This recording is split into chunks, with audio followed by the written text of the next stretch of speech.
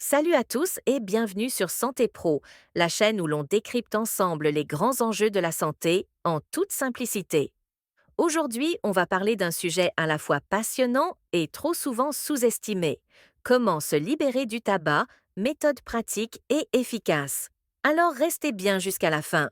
Et comme toujours, pensez à vous abonner, à liker la vidéo et à la partager autour de vous. Ça aide énormément la chaîne à se développer. Se libérer du tabac, c'est un véritable parcours, une décision importante qui peut transformer une vie de manière radicale. Si vous avez déjà pensé à arrêter de fumer ou si vous avez déjà tenté l'expérience, vous savez à quel point cela peut être difficile. Ce n'est pas simplement une mauvaise habitude que l'on peut effacer d'un coup de baguette magique. C'est souvent un combat quotidien, une lutte contre des automatismes ancrés, une réponse à des émotions, des contextes, des routines. Mais ce qu'il faut savoir, c'est qu'il est parfaitement possible de s'en libérer, même si l'on a échoué plusieurs fois. Chaque tentative est une étape de plus vers la liberté. L'un des premiers éléments clés dans ce cheminement, c'est la motivation. Avant de mettre en place une quelconque stratégie, il est essentiel de savoir pourquoi vous voulez arrêter. Est-ce pour améliorer votre santé, protéger vos poumons, votre cœur, votre peau? Est-ce pour donner l'exemple à vos enfants ou vos proches? Ou peut-être que c'est pour une raison financière, car vous vous rendez compte de tout l'argent qui part en fumée, littéralement chaque mois? Prenez un moment pour faire le point. Écrivez vos raisons, gardez-les sur vous, relisez-les souvent. Ces motivations vont devenir vos piliers, vos repères dans les moments de doute ou de faiblesse. Elles ne sont pas fixes, elles peuvent évoluer avec le temps, mais elles doivent toujours rester présentes dans votre esprit. Beaucoup pensent que pour arrêter de fumer, il faut une volonté de faire. Pourtant, si la volonté est importante, elle ne suffit pas à elle seule. Arrêter de fumer est un processus complexe qui implique une préparation mentale, émotionnelle et parfois même physique. Il est essentiel de se préparer, d'anticiper, de planifier. C'est exactement ce que font les personnes qui réussissent à se libérer du tabac. Elles s'informent, elles mettent en place des stratégies, elles adaptent leur quotidien. Une méthode particulièrement efficace, c'est celle des petits pas. Au lieu de se dire «j'arrête tout d'un coup», ce qui peut être vertigineux, il est souvent plus bénéfique de commencer par analyser ses habitudes. À quel moment fumez-vous le plus? Est-ce le matin, au réveil, avec le café, après les repas, en cas de stress, d'ennui, en soirée avec des amis? Ces déclencheurs sont les clés de votre dépendance. Les identifier, c'est déjà un grand pas en avant. Une fois ces moments repérés, il faut leur trouver des alternatives. L'idée, ce n'est pas simplement de supprimer un geste, mais de le remplacer par un autre, plus sain, plus positif. Par exemple, si vous fumez en buvant votre café, essayez de modifier ce rituel. Buvez-le dans un endroit différent. Accompagnez-le d'une autre activité comme écouter de la musique, lire quelques pages d'un livre ou faire un exercice de respiration. Si vous fumez pour gérer votre stress, testez des méthodes de relaxation comme la méditation, la sophrologie, le yoga ou la cohérence cardiaque. Il existe 1000 façons de détourner ces automatismes. L'essentiel, c'est de trouver ce qui vous parle à vous, ce qui vous détend, vous recentre, vous occupe. Le début du sevrage est souvent accompagné de changements d'humeur.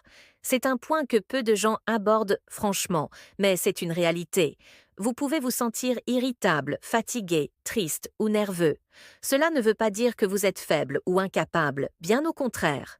Ces réactions sont le signe que votre corps est en train de se libérer d'une dépendance. Le système nerveux, habitué à recevoir régulièrement sa dose de nicotine, doit se rééquilibrer. Ce n'est pas agréable, mais c'est temporaire. En quelques jours ou quelques semaines, ces sensations désagréables s'estompent. Et surtout, elles sont le signe que vous avancez dans la bonne direction. Pour rester motivé, il est important de garder en tête les nombreux bénéfices de l'arrêt du tabac. Ils ne sont pas que lointains ou théoriques, certains apparaissent dès les premières heures. Après seulement 20 minutes, la tension artérielle commence à se réguler. Après 8 heures, le taux de monoxyde de carbone dans le sang diminue. au bout de 48 heures, les terminaisons nerveuses commencent à se régénérer et votre goût et votre odorat s'améliorent de manière notable. En 2 semaines à 3 mois, votre capacité respiratoire peut s'améliorer de 30%, ce qui signifie moins de souffle court, plus d'endurance, plus d'énergie. Et sur le long terme, les risques d'accidents cardiovasculaires ou de cancer diminuent drastiquement. Ce sont là des changements profonds, tangibles, qui transforment votre qualité de vie. Il ne faut pas sous-estimer l'impact de l'environnement social. Être entouré de personnes bienveillantes, compréhensives, voire engagées dans le même processus que vous, peut faire toute la différence. Parlez de votre décision à vos proches. Se libérer du demandez-leur de vous soutenir, de vous encourager, de ne pas vous proposer de cigarettes, voire de ne pas fumer en votre présence. Mieux encore, trouver un partenaire d'arrêt. Cela peut être un ami, un collègue, un membre de la famille. Le fait de partager cette démarche à deux, de se soutenir mutuellement, de célébrer ensemble les petites victoires, crée une énergie collective très puissante. N'oubliez pas que vous n'êtes pas seul. Il existe de nombreuses ressources pour vous accompagner. Les tabacologues sont des professionnels formés spécifiquement pour cela.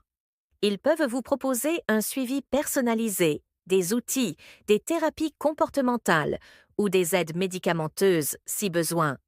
De nombreuses applications mobiles offrent également un accompagnement quotidien avec des conseils, des statistiques, des messages de motivation.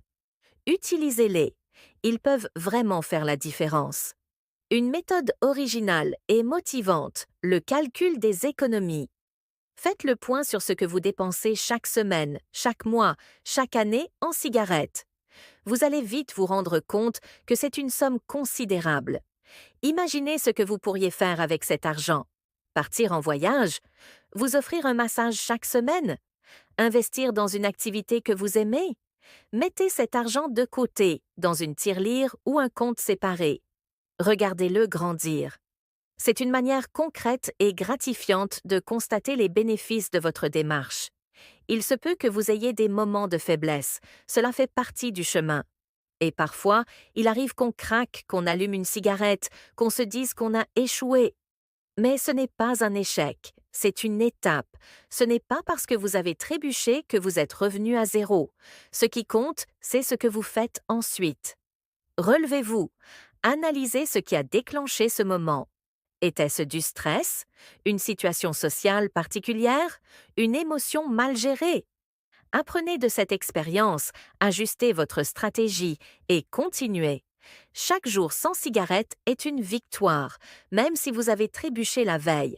Le stress est un facteur majeur de rechute. Il est donc essentiel de développer des stratégies efficaces pour le gérer. La respiration profonde, par exemple, est un outil simple mais puissant. En quelques minutes, elle peut calmer le système nerveux et apaiser les tensions. Le yoga, la marche rapide, le vélo, la natation sont autant d'activités qui libèrent des endorphines, les fameuses hormones du bien-être. La musique, le dessin, l'écriture ou même la cuisine peuvent aussi être des exutoires créatifs et apaisants. Explorez ces pistes, trouvez ce qui vous apaise, ce qui vous nourrit intérieurement. Pensez également à célébrer vos victoires. Chaque jour sans cigarette est une réussite. Chaque envie surmontée est une preuve de votre force. Ne minimisez pas vos efforts. Félicitez-vous, offrez-vous une petite récompense, partagez votre progression avec vos proches ou sur un carnet de suivi. Cela renforce votre estime de vous, votre motivation, votre engagement. Vous êtes en train de vous offrir un nouveau départ, une nouvelle version de vous-même. Enfin, n'oubliez jamais que vous avez en vous la capacité de réussir. Se libérer du tabac n'est pas une affaire de chance ou de miracle, c'est une décision, un engagement, une série de choix quotidiens. C'est un processus qui vous transforme en profondeur, qui vous reconnecte à votre corps, à votre souffle, à vos émotions. C'est un des plus beaux cadeaux que vous puissiez vous faire et faire à ceux qui vous entourent. Vous devenez plus libre, plus fort, plus vivant. Si cette vidéo vous a été utile, n'hésitez pas à la partager avec quelqu'un qui pourrait en avoir besoin. Abonnez-vous à la chaîne pour plus de conseils sur le bien-être et la santé.